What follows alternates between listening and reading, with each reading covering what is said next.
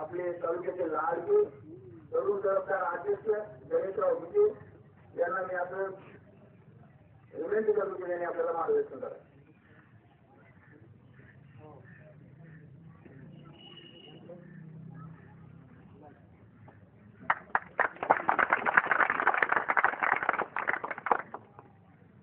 उभ्या महाराष्ट्राचं आराध्य दैवत आई तुळजाभवानीला नमन करून उभ्या महाराष्ट्राचे आराध्य छत्रपती शिवराय यांना त्रिवार नमन करून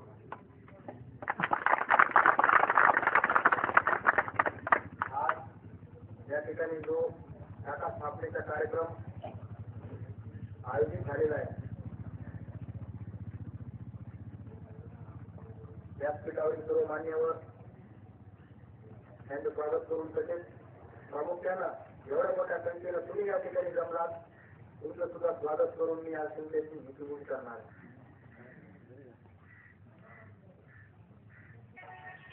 महाराष्ट्र नवनिर्माण सेनेच्या टाटा स्थापनेच्या या कार्यक्रम प्रसंगी एवढे तुम्ही मोठे जण जे तुम्ही एवढ्या मोठ्या संख्येने सर्व उपस्थित झाला त्याचा अर्थ आज तुम्हाला महाराष्ट्र नवनिर्माण सेनेचे विचार मत पटत आहे. सर्वांना वाटतं नवनिर्माण झालं पाहिजे, सर्वांना वाटतं परिवर्तन झालं पाहिजे. गेल्या कित्येक वर्षांपासून निवडणुका तुम्ही पाहत आलेल्या आज आमच्यातले बरेच अभावग्रस्त आहेत, बरेच ज्येष्ठ नागरिक आहेत, तरुण सुद्धा आहेत. सर्वांनी निवडणुका पाहिल्या. गेली कित्येक वर्षापासून निवडणुका पाहिल्या. प्रत्येक वेळेस निवडणुका आल्यानंतर कोणीतरी नेता निवडून येतो. तो नेता निवडून आल्यानंतर तुमच्या आमच्या अडचणी बदललेल्या आजही नाहीत आणि परत तसेच जर नेते निवडून आले तर ना बदलणार आहे. देशचे काँग्रेसचे नेते, देशचे राष्ट्रवादीचे नेते, ही तुम्ही शिवसेना हे सगळे होते. आज सगळ्यांना वाटते परिवर्तन व्हायला पाहिजे, सगळ्यांना वाटतं बदल व्हायला पाहिजे, काम करणारे लोक असायला पाहिजे. पण तुम्हाला राजकारणावर सुद्धा विश्वास राहिलेला नाही. त्या कारणामुळे तुम्ही जे आहेत त्यांनाच पुढे घेऊन चला म्हणून त्याच पुढे होताना तुम्ही निवडून देता. चुकीचं नाही, चुकीचं बोलतो नाही. तुमचा जास्त वेळ मुळात घेणारच नाही. कारण की आमचे आदरणीय जिल्हाध्यक्ष बालाजी वळमुंडे, दुसरे जिल्हाध्यक्ष मान्य शेखराज खंडेराव सगळे तुमचे त्याला बोलणारे, विस्तृत करणारे. येणाऱ्या 2014च्या निवडणुकांना सन्मान्य राष्ट्रपती नेतृत्वाखाली संपूर्ण महाराष्ट्रात 2014च्या निवडणुकांना संपूर्ण महाराष्ट्रात महाराष्ट्र नवनिर्माण सेनेचे सुद्धा उमेदवार तुमच्या आमच्या आशेने सोडवण्यासाठी एका नवनिर्माणाचा रोस्टर घेऊन रोस्टर बंद करण्यासाठी तुमच्या समोर येणार आहे. तेव्हा येणाऱ्या 2014च्या निवडणुकाला तुमच्या सर्वांचा पाठिंबा हातभार लागावे ही अपेक्षा बाळगून ही अपेक्षा तुमच्या दरम्यान बाळगतो.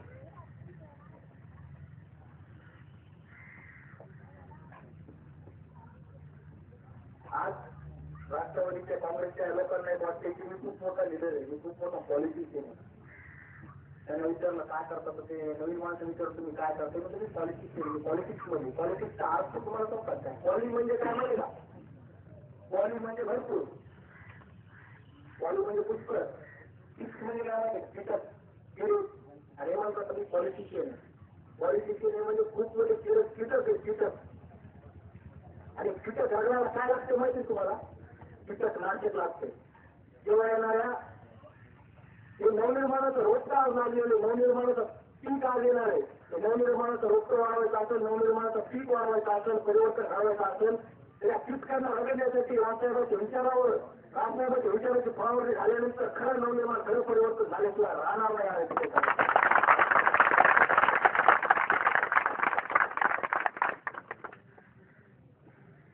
त्यासाठी गरज आहे, आवश्यकता आहे ती तुमच्या सर्वांच्या साथीची. उद्या खरंच नवनिर्माण घडवायचं असेल तर सर्व महाराष्ट्र नवनिर्माण सेनेच्या कार्यकर्त्यांच्या फळीवर तुमच्या सर्वांच्या मतदानावर तुमच्या सर्वांच्या आशीर्वादानं खरं नवनिर्माण व्हायला खरंच वेळ लागणार.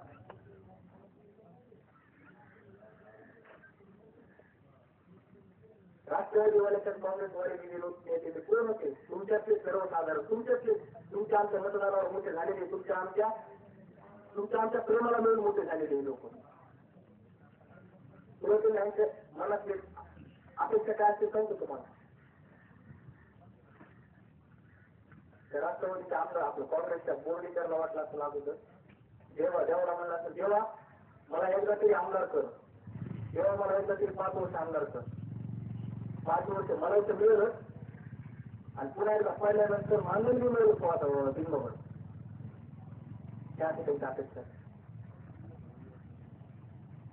म्हणजे पाहिल्यानंतर पुन्हा त्यांना पेन्शन मिळते. हे असे त्यांची सूचना. आणि आता म्हणत असेल जेव्हा मला पुन्हा एकदा आमदार कर, आमदार नाही तर नाही कमीत कमी माझ्या नवीन आलेल्या पुन्हा खासदार तरी कर. आणि त्याचा होईल लोकांच्या अडचणी तुम्ही विचारले इतके वर्ष लोकांनी तुम्हाला संधी देऊन 5 वर्षात गेल्या काय तुम्ही भारी वाढवू शकले नाही. आता काय तुम्ही खरं लोकांची कामं करणार.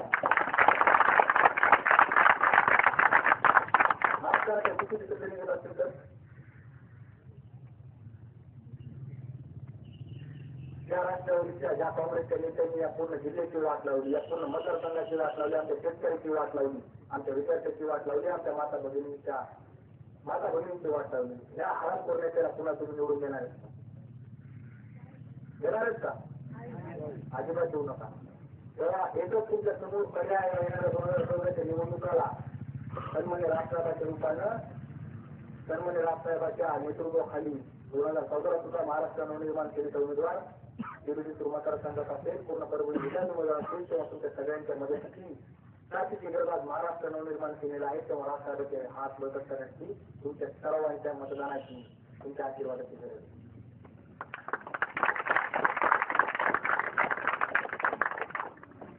मागच्या महिनाभरापासून तुमच्या गावातले गावकरी, तुमच्या गावातले तरुण मंडळी महाराष्ट्र नवनिर्माण केंद्राच्या शाखा स्थापनेसाठी आम्हाला भेटत होते, पुढाकार घेत होते, तळमळत होते की लवकर आमच्या गावात शाखा स्थापन झाली पाहिजे.